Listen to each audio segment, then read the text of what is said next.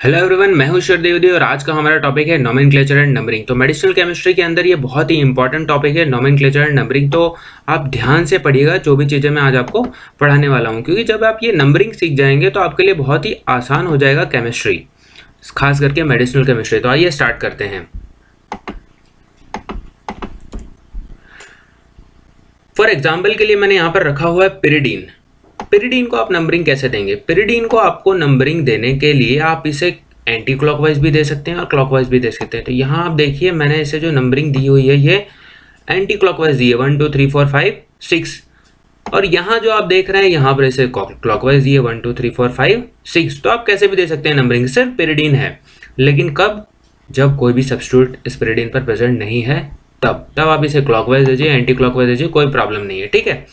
लेकिन अगर इस पे कोई सब्स्टिट्यूट आ जा रहा है, जैसे यहाँ पर एक सब्स्टिट्यूट आ गया COOH, तब आप कैसे देंगे? ऐसे देंगे या तो ऐसे देंगे, ठीक है।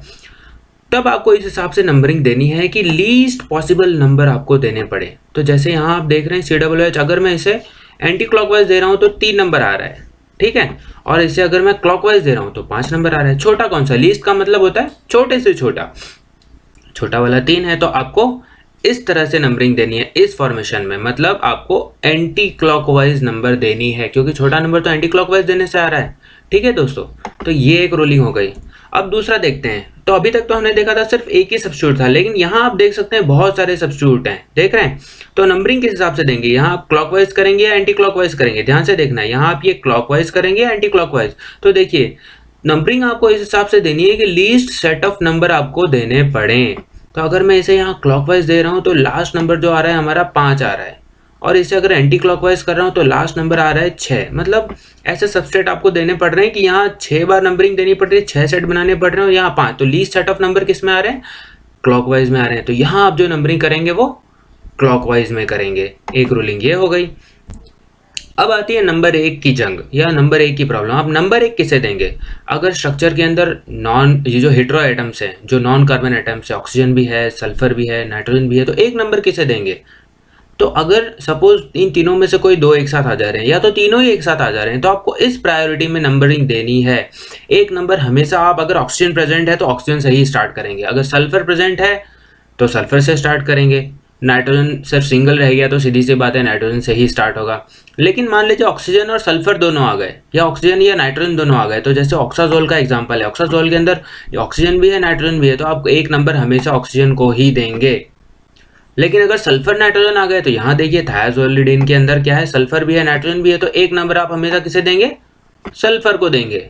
लेकिन फॉर एग्जाम्पल तीनों आ गए तब आप हमेशा ऑक्सीजन को ही एक नंबर देंगे। तो ये जो नंबर 1 वाला रूलिंग है वो इस हिसाब से ऑक्सीजन को, फिर सल्फर को, फिर नाइट्रोजन को, इस चीज को आप हमेशा ध्यान रखेंगे। अब बात आती है, मान लीजिए स्ट्रक्चर के अंदर ना ऑक्सीजन है ना सल्फर है, सिर्फ है नाइट्रोजन। अगर एक से ज्यादा नाइट्रोजन हो गए तो आप किसे नंबरिंग देंगे? तो जो सैचुरेटेड है, मतलब जिसका डबल बॉन्ड या ट्रिपल बॉन्ड नहीं है, हमेशा उस सैचुरेटेड नाइट्रोजन को एक नंबर दिया जाएगा, दूसरे वाले को नहीं। ये देखिए इसके पास डबल बॉन्ड है, ये इसके पास कोई डबल बॉन्ड या ट्रिपल बॉन्ड नहीं है, तो इस नाइट्रोजन को हमेशा हम एक नंबर देंगे। तो एक रूलिंग ये हो गई हमारी। अब अगली स्लाइड की तरफ चलते हैं। जब भी फ्यूज रिंग होती है, ये क्विनोलिन है, ठीक है, 1 नंबर पोजीशन पर अगर है ये नाइट्रोजन तो इसे क्विनोलिन कहेंगे। वही अगर नाइट्रोजन 2 नंबर पोजीशन पर आ जाता है तो इसे हम आइसोक्विनोलिन कहेंगे। तो अभी हम बात जो कर रहे हैं वो क्विनोलिन की कर रहे हैं। क्विनोलिन जो है बेंजीन और पिरिडीन को फ्यूज करके बना है। किस किस को बना हुआ है? बेंजीन और पिरिडीन को। तो जो पिरिडीन को हमने नंबरिंग दी है, यहाँ मैंने क्लॉकवाइज दे रखी है 1 2 3 4 5 6। तो इसकी 2 और 3 नंबर पर जब ये बेंजीन रिंग आकर फ्यूज हो जाता है तब क्या बना देता है? क्विनोलिन बना देता है। क्या बना देता है दोस्तों? क्विनोलिन। तो आप यहाँ पर देख सकते हैं, जब हम इस क्विनोलिन को केमिकल नाम देंगे तो देख रहे हैं 2 और 3 नंबर पर आकर फ्यूज हो रहा है बेंजीन रिंग, तो इसे हमने क्या नाम दे दिया? 2 3 बेंजो पिरिडीन। तो एक नाम तो ये हो गया इसका 2 3 बेंजो पिरिडीन। अब हम इस पिरिडीन को किसी अलग तरीके से भी देते हैं नंबरिंग। तो यहाँ आप देख रहे हैं इसकी जो ये भुजाएं हैं, इसकी जो साइड्स हैं, इसे हमने कैसे दिया नंबर? ABCDE। तो यहाँ पर बी साइड पर अगर बेंजीन रिंग फ्यूज होगी क्विनोलिन के अंदर, तो उस क्विनोलिन को, ये देख रहे हैं आप ब्लास्ट स्ट्रक्चर जो हमने देखा है क्विनोलिन का, ये बेंजीन है ये पिरिडीन है, दोनों आगे फ्यूज हो गए तो क्या बन गया? क्विनोलिन। अब इसको नंबरिंग मैंने अगर ABCD करके दिया हुआ है और बी साइड पर आकर बेंजीन जोड़ रहा है तो उसे हम क्या नाम देंगे, बेंजोबीपिरिडीन। याद रहेगा आपको दोस्तों? तो इस हिसाब से भी इसे नंबरिंग कर सकते हैं। लास्ट स्लाइड में हमने देखा था इसका नाम दिया है हमने 2,3 बेंजोपिरिडीन और यहाँ हमने क्या नाम दिया है, बेंजोबीपिरिडीन। ये नंबरिंग हो गई। ठीक है दोस्तों, अब देखते हैं ये जो हमारे पास रिंग दिख रही है 7 मेंबर रिंग जो है, 7 स्ट्रक्चर रिंग जो आप देख रहे हैं यहाँ पर, ये है एजेपाइन रिंग। अब एजेपाइन रिंग की भी साइड्स है A B C D E F G।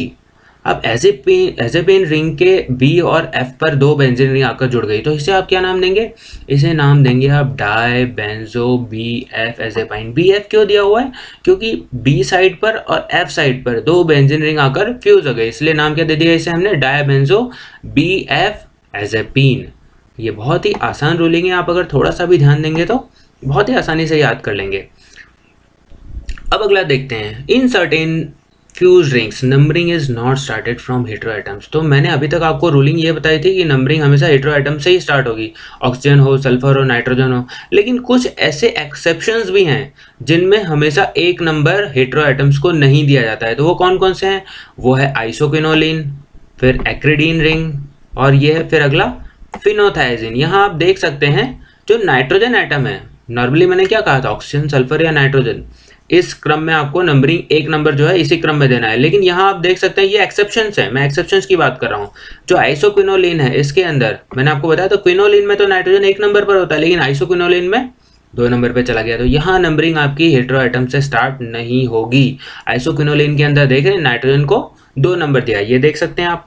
एक्रिडीन ring, एक्रिडीन के अंदर जो है आपके नाइट्रोजन को यहाँ से घुमा के लेकर आए, ये देखिए घुमा के यहाँ से लेकर आए नंबरिंग, और ये नंबर आपको दिया है 10 नंबर दिया है नाइट्रोजन को।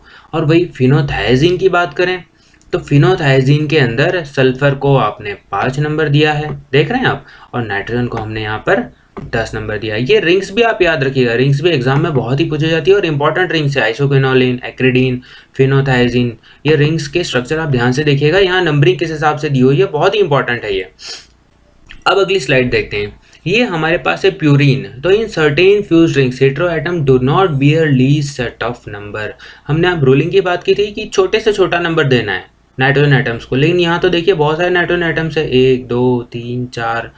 तो अगर इस हिसाब से अगर हम नंबर दें तो नाइट्रोजन को कम से कम नंबर देना चाहिए ना, लेकिन यहाँ तो पोजीशन ही कितनी है, टोटल 9 पोजीशन है और पूरे 9 तक हम खींच के ले गए। अगर हम नंबरिंग की कुछ पोजीशंस चेंज करते तो हो सकता है हम कम से कम नंबर यहाँ दे सकते थे, लेकिन ये भी एक्सेप्शन है।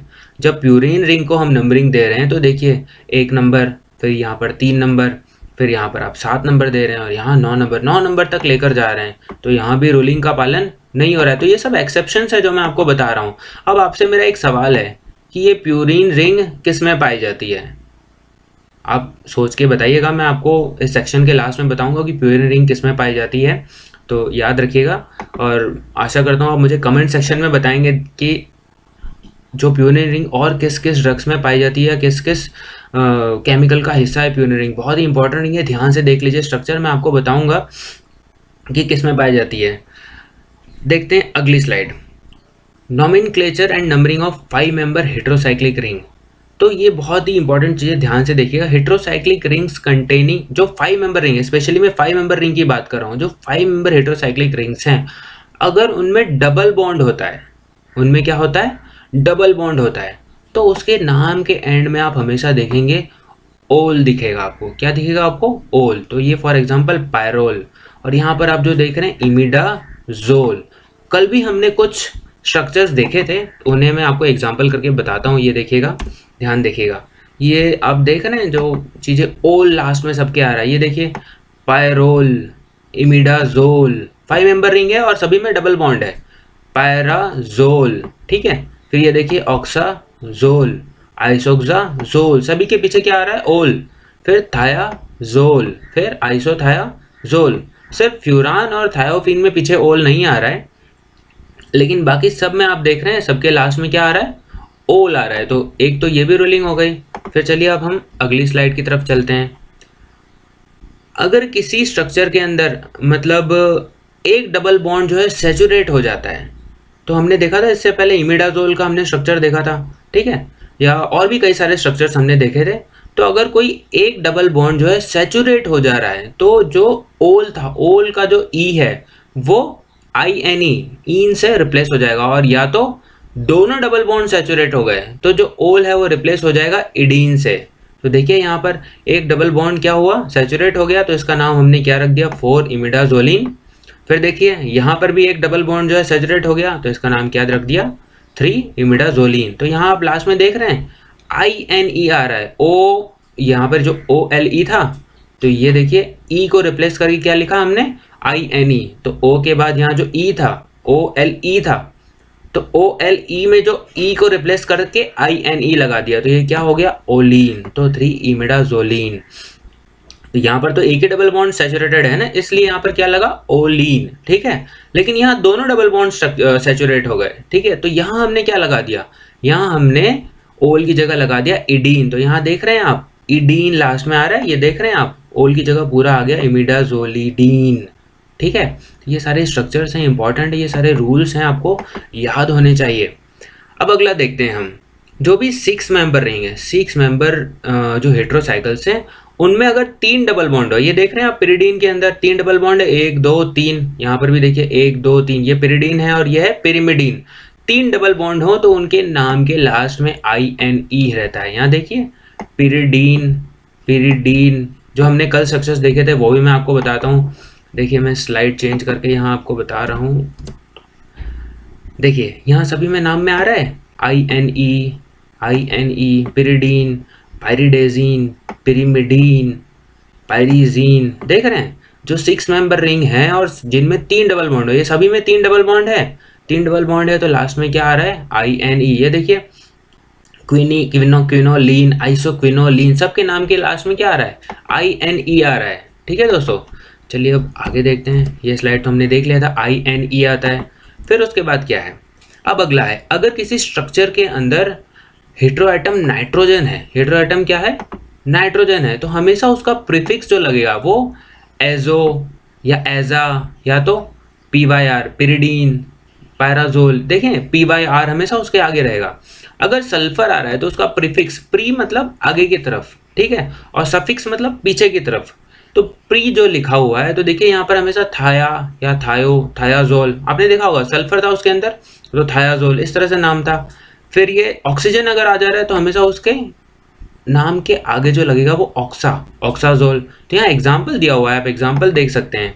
देखिए यहाँ ऑक्सीजन है, नाइट्रोजन है, तो नाइट्रोजन के लिए एजोल, ये देख रहे हैं एजो, ठीक है, ऑक्सीजन है तो ऑक्सा। देखिए नाम दोनों मिक्स हो गया, ऑक्सा एजोल, देख रहे हैं ये नाम आप बहुत अच्छे से देख सकते हैं, ऑक्साजोल। यहाँ नाइट्रोजन भी, ऑक्सीजन भी है और नाइट्रोजन भी है, तो ऑक्सीजन का हो गया ऑक्सा, नाइट्रोजन का हो गया देखिए एजो, तो क्या हो गया ऑक्सा एजोल, या तो उसको जब मिला दिया हमने तो ऑक्साजोल हो गया। सेम वैसे ही सल्फर का, यहाँ देखिए सल्फर भी है और नाइट्रोजन भी है, तो सल्फर का हो गया हमारा थाया, और फिर ये देखिए नाइट्रोजन का यहाँ पे क्या लगा हुआ है एजो, ये देख रहे हैं एजो, तो ये क्या हो गया आपका एजोल, देख रहे हैं यहाँ पर भी क्या था ऑक्सा और यहाँ पर फिर एजोल, ठीक है। वैसे ही यहाँ पर भी ये पूरा क्या हो गया पायरोल या तो एजोल, ये तो हमने यहाँ पर देखा, यहाँ पे सिंगल नाइट्रोजन है। तो इस तरह से आप समझ सकते हैं इसके नाम से, हेट्रोएटम के नाम से उसका प्रीफिक्स क्या लगा हुआ है, वो भी बहुत ही इंपॉर्टेंट है, पता होना चाहिए। तो अब देखिए हम देखते हैं दोस्तों, किसी भी केमिकल को या केमिकल नाम देना हो, किसी भी स्ट्रक्चर को, किसी भी स्ट्रक्चर को अगर आपको केमिकल नाम देना हो तो उसे हम कैसे देंगे। तो सबसे पहले किसी भी स्ट्रक्चर का आपको पेरेंट स्ट्रक्चर खोजना पड़ेगा कि उसमें पेरेंट मॉलिक्यूल कौन सा है, जो मेन मॉलिक्यूल है वो कौन सा है, तो उससे रूल्स के हिसाब से हम नंबरिंग दे देंगे। फिर उसके बाद आपको उसके अंदर खोजने हैं सब्स्टिट्यूट। सब्स्टिट्यूट खोजने के बाद देखना है कि वो कॉम्प्लिकेटेड है या किस हिसाब से है। तो if substitutes are complicated then separate numbering should be given. अगर एक से ज़्यादा सब्स्टिट्यूट है तो उन्हें सभी को अलग अलग नंबरिंग देनी है। स्टार्ट करना है सबसे पहले कार्बन एटम से। कार्बन एटम्स को उसके अंदर हमें 1 नंबर देना है। जब भी मैं केमिकल नाम जब हम लिखने जा रहे हैं तो उस टाइम की बात कर रहा हूँ। तो एक्सेप्ट हेट्रोसाइकल्स, मैं हेट्रोसाइकल्स की बात यहाँ नहीं कर रहा। अगर बड़ा सा कोई केमिकल है उसमें हेट्रो एटम भी है तो उसके अंदर हेट्रो एटम्स के अलावा, हेट्रोसाइकल्स के अलावा जो कार्बन एटम है उसे हमेशा 1 नंबर देना है। उसके बाद आपको नंबरिंग कैसे लिखनी है, लिखते टाइम, किसी भी स्ट्रक्चर का नाम लिखते टाइम सबसे पहले आपको ये तो ध्यान रखना है कि अल्फाबेटिकल ऑर्डर में लिखना है। जैसे क्लोरीन भी है, ब्रोमीन भी है, ठीक है, तो क्लोरीन और ब्रोमीन में पहले बी आ रहा है फिर सी आ रहा है, तो हमेशा ब्रोमो क्लोरो नाम रखेंगे आप, ठीक है। अगर उसमें आयोडीन भी है तो ब्रोमो क्लोरो आयोडीन, आई लास्ट में आ रहा है, तो ऐसा आप कभी नहीं करेंगे कि आयोडो क्लोरो ब्रोमो कर दे रहे हैं ना, या तो आयोडो ब्रोमो क्लोरो कर दे रहे हैं, या आयोडो क्लोरो ब्रोमो, नहीं, ऐसा कभी नहीं करेंगे। हमेशा उस स्ट्रक्चर का नाम अल्फाबेटिकल ऑर्डर में ही रखना है, ब्रोमो क्लोरो आयोडो, इस तरह से ही आप किसी भी स्ट्रक्चर का नाम देंगे। तो सबसे पहले first right the name of substitute, prefix with number, आपको उसका प्रीफिक्स भी लिखना है नंबर का। फॉर एग्जाम्पल अगर एक नंबर कार्बन के ऊपर है तो आपको लिखना है 1 क्लोरो या 2 ब्रोमो, इस तरह से आपको नंबरिंग देनी है, ठीक है। और फाइनली लास्ट में आपको क्या करना है, उस पेरेंट स्ट्रक्चर का नाम लिख देना है। इसका एग्जांपल्स भी हम किसी और वीडियो में देखेंगे बहुत अच्छे से। तो सबसे पहले आपको नंबरिंग लिखनी है, नंबरिंग के बाद उसका सब्स्टिट्यूट लिखना है, तो 1 ब्रोमो, 2 क्लोरो, 3 आयोडो, फिर इथिलीन जो पेरेंट एटम था, इस तरह से हमने इसका नाम रख दिया। तो ये फॉर एग्जांपल के लिए मैंने आपको बताया था कि आपको किसी भी एटम को नंबरिंग देनी है, किसी भी स्ट्रक्चर को नंबरिंग देनी है या केमिकल नाम लिखना है तो आप कैसे लिखेंगे। तो ये कुछ रूलिंग्स उसमें से थी। अब मैं बात करता हूँ नाइट्रोजन एटम्स की। अगर किसी नाइट्रोजन एटम्स के ऊपर सब्स्टिट्यूट हो, ठीक है, if nitrogen atom except heterocycle, यहाँ हेटेरोसाइकिल की बात नहीं हो रही, if nitrogen atom of parent structure is substituted then the number is written as, अगर किसी स्ट्रक्चर के अंदर नाइट्रोजन एटम पर सब्स्टिट्यूशन हो, तो अगर सिर्फ एक सब्स्टिट्यूशन हो तो n फिर उस सब्स्टिट्यूट का नाम लिखना है, इस तरह से आपको लिखना है। लेकिन अगर उसी फॉर एग्जाम्पल अगर नाइट्रोजन के ऊपर इथॉक्सी ग्रुप का सब्स्टिट्यूशन है तो हम इसे लिखेंगे एन इथॉक्सी फिनाइल, या जो भी आप लिख सकते हैं, एन इथॉक्सी मिथेनॉल, जो भी है, अगर उसके अंदर नाइट्रोजन है या कुछ भी नाम आप लिख सकते हैं। मैं फॉर एग्जांपल के लिए बता रहा हूँ, एन इथॉक्सी करके आप स्टार्ट करेंगे। अगर उसी नाइट्रोजन के ऊपर भी और नीचे भी दोनों जगह सेम जो ग्रुप है सब्स्टिट्यूट हो रखा है, तो आप क्या उसे लिखेंगे, इस तरह से लिखेंगे एन एन डाई इथॉक्सी, इस तरह से आप लिखेंगे क्योंकि सब्स्टिट्यूट तो सेम ही है। और फॉर एग्जांपल अगर सब्स्टिट्यूट अलग है, ऊपर अलग सब्स्टिट्यूट है, नीचे अलग सब्स्टिट्यूट है, तो आप उसे कैसे लिखेंगे। फॉर एग्जांपल ऊपर मिथॉक्सी है, नीचे इथॉक्सी है, तो आप उसे लिखेंगे एन मिथॉक्सी एन इथॉक्सी, इस तरह से आप उस नाइट्रोजन एटम को नाम देंगे। या अगर सिंगल सब्स्टिट्यूशन है तो एन के बाद उस सब्स्टिट्यूट का नाम लिख दीजिए। अगर वही सब्स्टिट्यूट ऊपर नीचे 2 बार सब्स्टिट्यूट हो रखा है तो एन एन डाई लिख के इथॉक्सी फिनॉक्सी मिथॉक्सी जो भी है आप इस तरह से आप नंबरिंग दे सकते हैं।